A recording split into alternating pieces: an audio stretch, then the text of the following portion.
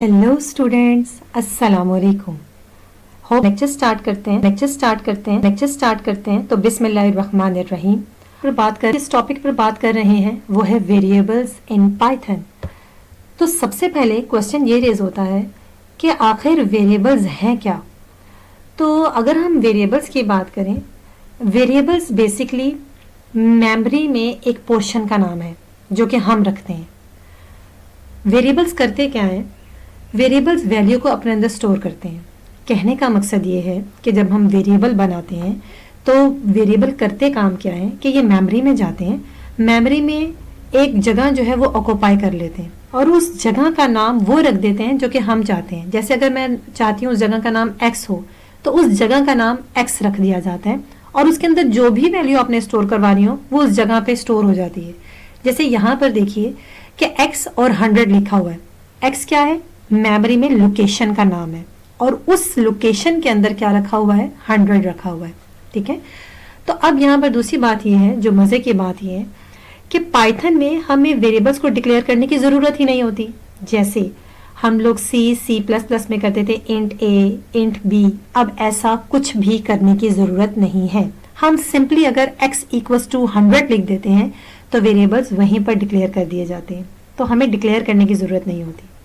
अब क्वेश्चन ये रेज होता है कि ठीक है, वेरिएबल्स तो समझ आ गए। अब हम जब वेरिएबल्स को बनाएंगे तो क्या कोई रूल्स हैं जो कि हमें फॉलो करने होंगे?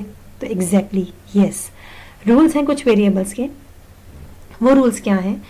सबसे पहली बात ये कि जब भी आप वेरिएबल का नाम स्टार्ट करेंगे, जो फर्स्ट रूल है वो ये है कि जब भी आप वेरिएबल का नाम स्टार्ट करेंगे तो वो हमेशा लेटर या अंडरस्कोर से आप स्टार्ट करेंगे। आप उसे नंबर से स्टार्ट नहीं कर सकते, यानी कि आप यूं नहीं लिख सकते 2x 3x, ये नहीं लिख सकते। हाँ, x2 x3 ये आप लिख सकते हैं। सेकेंड रूल ये है कि आप कोई भी अल्फा न्यूमेरिक कैरेक्टर जो है वो लिख सकते हैं। a से लेकर z तक लिख सकते हैं, 0 से लेकर 9 तक लिख सकते हैं और अंडरस्कोर भी वेरिएबल के नाम में आप लिख सकते हैं। वेरिएबल के नेम जो है वो केस सेंसिटिव होते हैं, यानी यहाँ पे मैंने 3 एग्जाम्पल्स आपको दिए हैं, माई वार माई वार माई वार। लेकिन अगर आप फर्स्ट एग्जाम्पल में देखें तो m भी स्मॉल है, v भी स्मॉल है। इसी तरह सेकेंड एग्जाम्पल देखें, m भी स्मॉल v भी स्मॉल। थर्ड एग्जाम्पल अगर देखें, m कैपिटल v कैपिटल। अब ये तीनों जो एग्जाम्पल्स हैं, यहाँ पर वो जो कंपाइलर है, जो पाइथन है, वो इन तीनों का डिफरेंट मीनिंग लेगा। ठीक है। तो ये हमारे पास, इसके अलावा आप वेरिएबल में कोई भी रिजर्व वर्ड्स नहीं लिख सकते, यानी कि if, else, for, class, तो ये नहीं लिख सकते।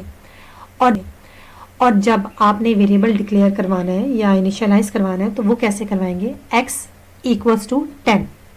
x क्या है? वेरिएबल का नाम। 10 क्या है? वो वैल्यू जो कि हम x में स्टोर करना चाह रहे हैं। और इक्वल क्या है? असाइनमेंट ऑपरेटर है। ये असाइनमेंट ऑपरेटर कहता है कि ये जो 10 है ये आप वैल्यू किस में रख दीजिए? x में रख दीजिए। अब पाइथन कौन कौन सी डेटा टाइप जो है वो लेकर चल रहा होता है, तो इसमें अगर आप देखिए तो वो सबसे पहले इंटीजर लिखा हुआ है। इंटीजर होल नंबर्स होते हैं, ये 0 से लेकर 9 तक होते हैं। ये पॉजिटिव भी हो सकते हैं, नेगेटिव भी हो सकते हैं।